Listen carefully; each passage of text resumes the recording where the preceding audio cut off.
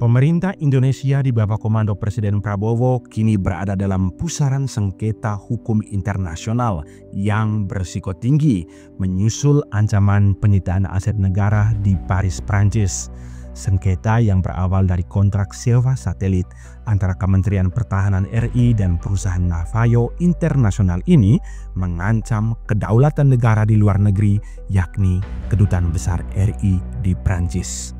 Kasus ini sekaligus memicu penyelidikan mendalam oleh Kejaksaan Agung atas dugaan praktek korupsi bernilai fantastis.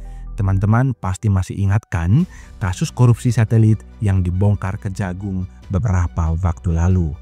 Kami telah memeriksa saksi terdiri dari 52 orang saksi sipil, 7 orang saksi militer, serta 9 orang dari saksi ahli. Kementerian Pertahanan Republik Indonesia harus membayar sejumlah 20.862.822 US dollar berdasarkan final word putusan arbitrase Singapura karena permasalahan mulai mengemuka ketika Kemenhan melakukan peninjauan ulang terhadap sejumlah kontrak. Salah satu yang menjadi sorotan adalah kontrak dengan Navayo Internasional. Ada indikasi bahwa Kemenhan menghentikan atau menunda pembayaran sewa satelit kepada Navayo setelah adanya temuan internal mengenai ketidaksesuaian layanan dengan kontrak yang sudah ditandatangani. Temuan ini kemudian diperkuat oleh audit Badan Pengawas Keuangan dan Pembangunan (BPKP) bahwa spesifikasi teknis satelit yang dioperasikan oleh Navayo serta layanan pendukung yang diterima oleh Kemenhan tidak sepenuhnya memenuhi klausul yang telah disepakati dalam kontrak awal.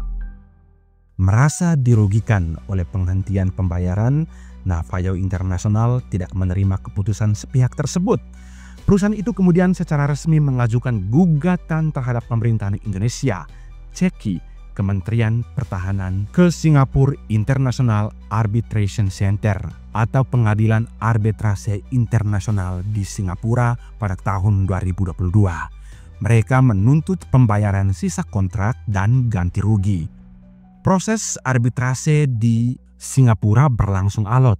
Pihak Indonesia diwakili oleh tim kuasa hukum yang ditunjuk pemerintah berupaya keras mempertahankan posisinya dengan menyajikan bukti-bukti termasuk hasil audit BPKP. Namun Majelis Arbitrase Singapura akhirnya mengeluarkan putusan yang mengabulkan sebagian besar tuntutan Navayo Internasional.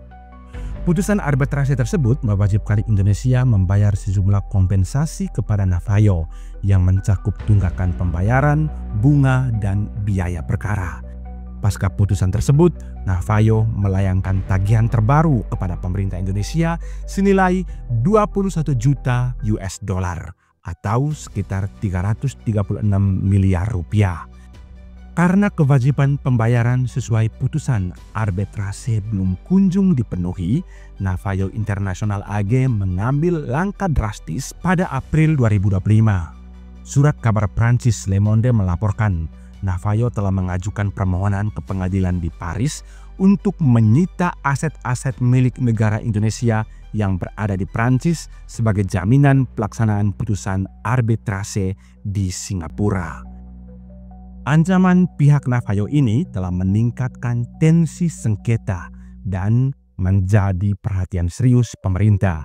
Sementara di dalam negeri, Kejaksaan Agung telah meningkatkan status penyelidikan menjadi penyidikan terkait dugaan tindakan pidana korupsi dalam proyek pengadaan dan sewa satelit di Kemenhan yang melibatkan Navayo.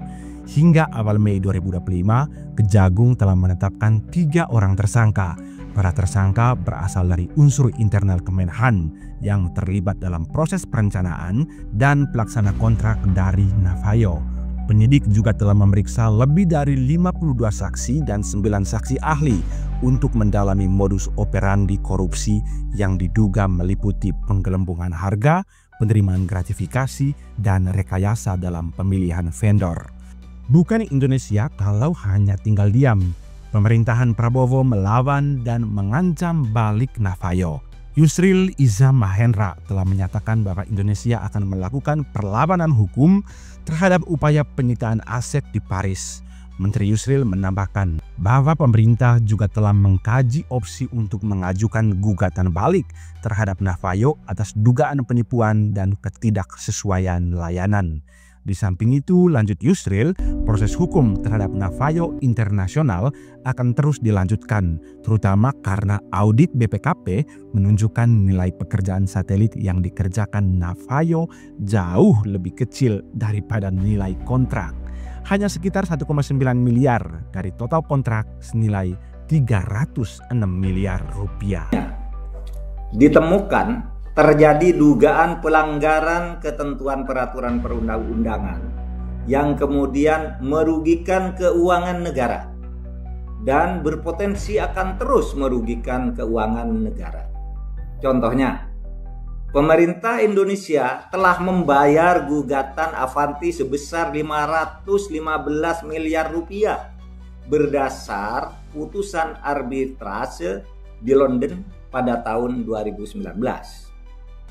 Saat ini pun tahun 2021, pemerintah Indonesia menerima tagihan lagi sebesar 21 juta US dollar berdasarkan putusan arbitrase di Singapura atas gugatan Navayo. Padahal berdasar hasil audit yang dilakukan oleh BPKP, barang yang diterima dari Navayo sebagian besar diduga selundupan. Sebenarnya persoalan yang terkait dengan Navayo ini ada aspek-aspek pidananya yang sudah dilakukan penyelidikan dan penyidikan oleh Kejaksaan Agung, dan berdasarkan hasil audit dari BPKP sebenarnya pihak Navayo pun melakukan suatu wanpersasi, ya, tidak memenuhi kewajibannya, dan menurut perhitungan oleh pihak BPKP nilai yang sudah dilakukan, pekerjaan yang sudah dilakukan oleh pihak Navayo itu hanya sejumlah 1,9 miliar, ya. Jadi jauh sama sekali daripada apa yang diperjanjikan oleh Kemhan dengan mereka. Tapi ketika kita kalah di arbitrase Singapura, kita harus membayar dalam jumlah yang sangat besar. Nah, aspek penyidikan ini setelah berlangsung, jadi pihak-pihak yang terkait di dalam negeri itu sudah diperiksa, sudah disidik, sudah ditetapkan sebagai tersangka dalam kasus korupsi ini. Tapi pihak Navayo-nya itu sudah berapa kali dipanggil oleh Kejaksaan Agung, tapi tidak kunjung hadir untuk diperiksa sebagai terperiksa maupun ditetapkan sebagai tersangka dalam kasus ini.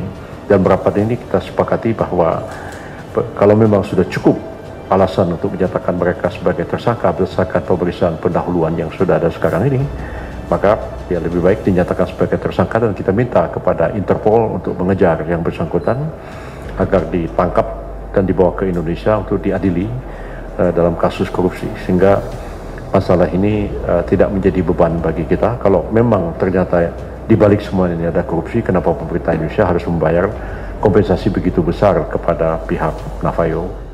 Indonesia tidak akan tunduk melawan kejanggalan yang sedang terjadi, sekaligus menjadi pelajaran berharga agar lebih hati-hati lagi dalam melakukan pekerjaan dan kerjasama dengan perusahaan asing di masa yang akan datang.